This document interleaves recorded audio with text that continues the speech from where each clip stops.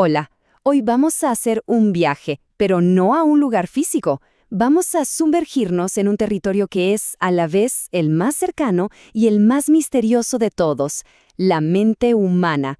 Juntos vamos a explorar las ideas que fundaron el psicoanálisis.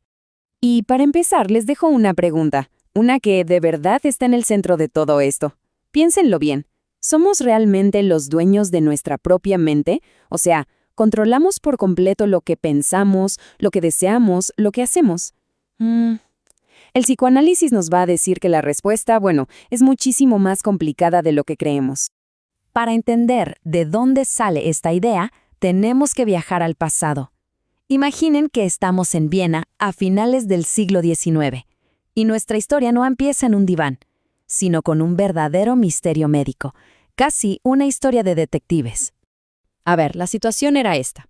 Los médicos de la época estaban, la verdad, bastante desconcertados. Tenían pacientes con síntomas súper reales, gente que de repente no podía caminar o que perdía la vista, pero les hacían todas las pruebas físicas y nada, el cuerpo estaba perfectamente sano.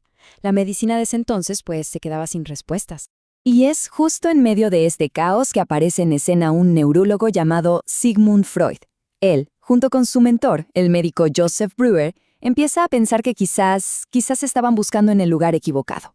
Y después de mucho trabajo, en 1895 publican un libro que lo cambiaría todo, Estudios sobre la histeria. Este libro fue la piedra fundamental del psicoanálisis. Y aquí viene la idea que fue de verdad una bomba en ese momento. Freud y Breuer propusieron algo radical. El problema no estaba en el cuerpo, no eran los nervios, no eran los músculos. La causa, según ellos, estaba en otro lado, estaba en la mente, específicamente en recuerdos o emociones tan fuertes que habían quedado atrapados en algún rincón oscuro. Ok, esta idea de recuerdos atrapados fue solo la primera pista, porque esa pista los llevó a su descubrimiento más grande, el concepto que es el corazón de todo el psicoanálisis. Una idea que, incluso hoy, sigue siendo súper potente, el inconsciente. Freud lo dijo de una manera muy gráfica y la verdad un poco inquietante. No somos dueños absolutos de nuestra propia casa. Pensemos en eso un segundo.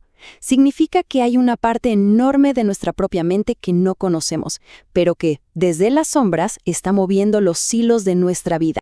A esa parte oculta la llamó el inconsciente. La famosa analogía del iceberg es perfecta aquí, ¿no? Lo que vemos, lo que creemos que somos, es solo la puntita que sobresale del agua. Esa es nuestra conciencia. Pero por debajo, por debajo está la masa de hielo gigante, invisible, que es la que de verdad nos mueve. Y ahí, en esa profundidad, están guardados todos los deseos y recuerdos que nuestra parte consciente simplemente no quiere o no puede ver. Y aquí viene un detalle que es alucinante y clave para entender todo lo demás. El inconsciente no funciona con nuestro reloj, es atemporal. ¿Qué quiere decir esto? Que un conflicto de la niñez, para el inconsciente, no es un recuerdo lejano. No, está ahí, tan vivo, tan activo y tan doloroso como si estuviera pasando ahora mismo. Ok, entonces, si tenemos estas fuerzas ocultas y atemporales dentro, ¿cómo se notan en el día a día? Bueno, se manifiestan de una forma muy particular, a través de patrones que se repiten una y otra vez, y que muchas veces no entendemos por qué nos pasan. Vamos con un ejemplo que seguro a más de uno le suena familiar. Pensemos en una mujer que se queja de tener mala suerte en el amor. Cuenta que, increíblemente, todas sus parejas terminan siéndole infieles. Uno podría pensar, qué mala suerte. Pero el psicoanálisis nos invita a preguntar algo distinto. Más allá de la suerte, hay algo que se está repitiendo aquí. Y esa pregunta nos lleva a un concepto clave, la compulsión a la repetición. Ojo, no estamos hablando de destino, es un impulso que viene del inconsciente que nos lleva a recrear situaciones dolorosas del pasado. Es como si una parte nuestra, sin darnos cuenta, estuviera tratando de resolver un viejo drama, pensando, quizás esta vez sí lo arreglo, pero lo único que logra es volver a vivir el mismo dolor. Ahora, esta manera de traer el pasado al presente, este motorcito de la repetición, tiene un nombre técnico que es fundamental para entender cómo nos relacionamos con los demás. Se llama transferencia. Otro ejemplo. Imaginen a un hombre que siempre tiene problemas con sus jefes.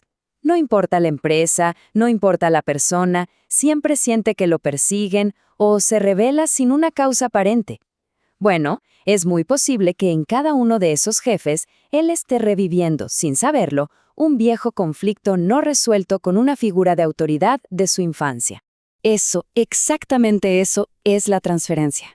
Es ese proceso inconsciente en el que proyectamos en la gente de hoy, un jefe, una pareja o incluso un terapeuta, los sentimientos y las expectativas que en realidad le pertenecen a figuras clave de nuestro pasado.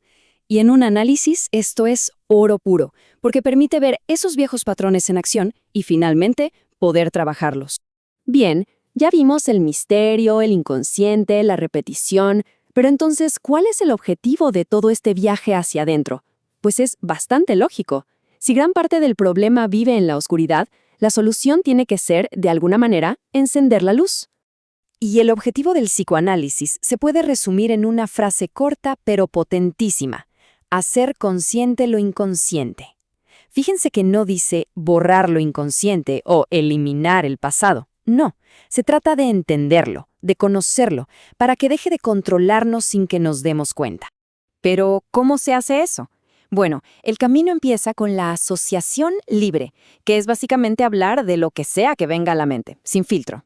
El siguiente paso es fundamental: ponerle palabras a todo eso, a la angustia que antes era solo una sensación. Y de ahí, poco a poco se llega al insight, a ese momento de ¡ajá!, donde de repente se entiende por qué repetimos lo que repetimos. Y este es el gran final de la historia.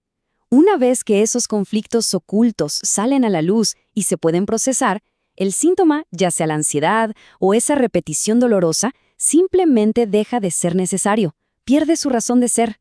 Y lo que se gana es algo gigante: la libertad de poder elegir de verdad en lugar de seguir actuando como si fuéramos marionetas de nuestro propio pasado. Así que, para terminar, el psicoanálisis nos deja una pregunta abierta para cada uno. No se trata de buscar culpables, sino de atreverse a explorar esa oscuridad propia.